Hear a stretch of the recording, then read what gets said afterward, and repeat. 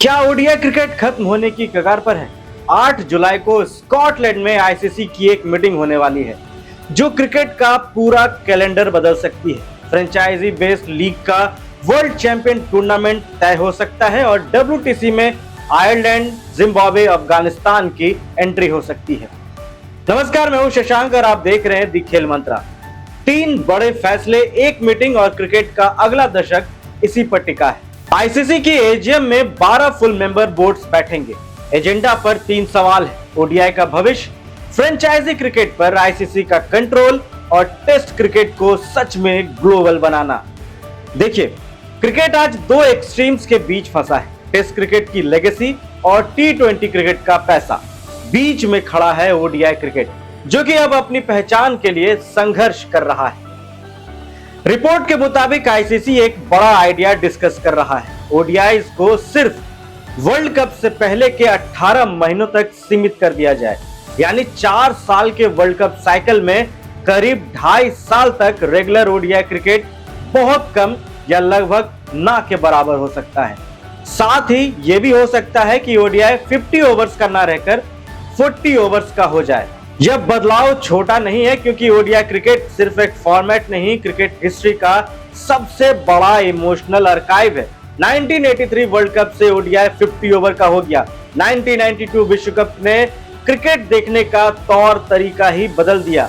1996 में हमने तूफानी शुरुआत का खेल देखा, लेकिन मॉडर्न क्रिकेट इकोनॉमी अलग दिशा में चल रही है। बायलैटरल ओडीआई सीरीज, खासकर जब उनमें इंडिया, इंग्लैंड या ऑस्ट्रेलिया में से 2 टीम्स शामिल ना हो, तो कमर्शियल वैल्यू बहुत कम हो जाती है। ब्रॉडकास्टर्स को बड़ा इवेंट चाहिए, फैंस को कॉन्टेक्स्ट चाहिए और प्लेयर को वर्कलोड मैनेज करना है। यही वजह है कि आईसीसी अब सोच रहा है कि ओडीआई को बचाना है तो शायद उसे कम करना पड़ेगा।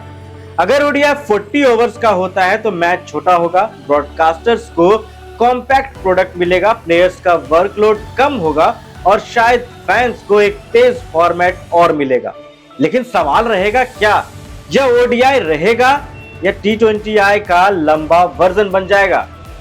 दूसरा बड़ा प्रपोजल है वर्ल्ड कप चैंपियनशिप। इसका आइडिया नया नहीं है। 2009 से 2014 तक चैंपियंस लीग टी20 खेली गई थी। इसमें आईपीएल, ऑस्ट्रेलिया, साउथ अफ्रीका और दूसरी लीग्स की चैंपियंस टीम्स हिस्सा लेती थी, लेकिन फाइनेंशियल प्रॉब्लम और लिमिटेड कमर्शियल अपील की वजह से यह टूर्नामेंट 2015 में बंद हो गया।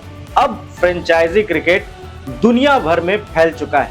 आईपीएल है, पीएसएल है, बीवीएल है, साउथ अफ्रीका टी20 है, आईएल टी20 है, सीपीएल है और दी 100 है। हर लीग अपने चैंपियंस बना रही है, लेकिन वर्ल्ड चैंपियन क्लब कौन है, इसका कोई जवाब नहीं है। आईसीसी अब इसी खाली जगह को भरना चाहता है।